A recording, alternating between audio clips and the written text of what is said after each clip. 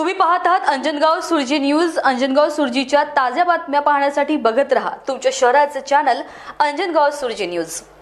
अमरावती जिल्ह्यातील अंजनगाव सुरजी येथे आज भाजप सरकार विरोधात जन आक्रोश मोर्चा काढण्यात आला।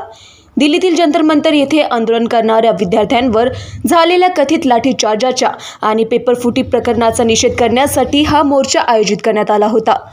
सकाळी 11 वाजता चैतन्य कॉम्प्लेक्स येथून सुरू झालेला मोर्चा डीपी रोड, पान अटाई, 5 पावली, लाला चौक मार्गे तहसील कार्यालयावर पोहोचला।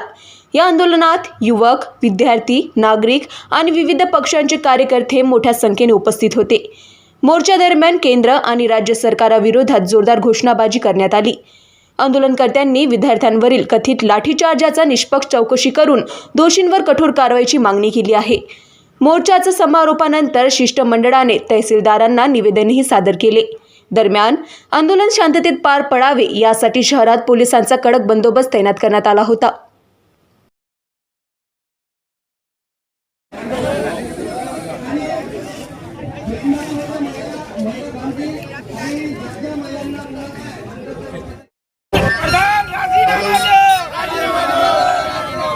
मोदी तेरी तानाशाही नहीं चलेगी, नहीं चलेगी। मोदी तेरी तानाशाही नहीं चलेगी, नहीं चलेगी।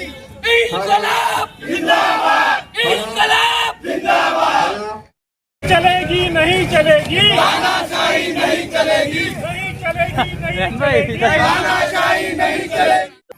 संपूर्ण देशामध्ये यावर्षीच्या नीट एक्झामचा पेपर लीक झाल्यानंतर विद्यार्थ्यांमध्ये नैराश्याचं वातावरण निर्माण झालं आणि या नैराश्यामधून जवळपास 19 विद्यार्थ्यांनी शासनाच्या लेखी आत्महत्या केली।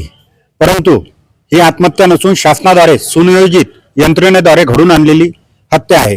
कारण जे विद्यार्थी अहोरात्र मेहनत करून या आपल्या भविष्यासाठी डॉक्टर बनण्यासाठी ज्या परीक्षा देतात नीटच्या, त्या परीक्षेचा पेपर जर 5-5 लाख रुपयामध्ये फोडला जात असेल आणि धनदांडग्या लोकांना या स्पर्धेमध्ये उच्च स्तरावर पोहोचवल्या जात असेल, तर गोरगरीब आणि प्रामाणिक विद्यार्थ्यांच्या सोबत झालेला हा दगाफटका आहे आणि याला सर्वस्वी उच्च शिक्षण मंत्रालय जबाबदार आहे।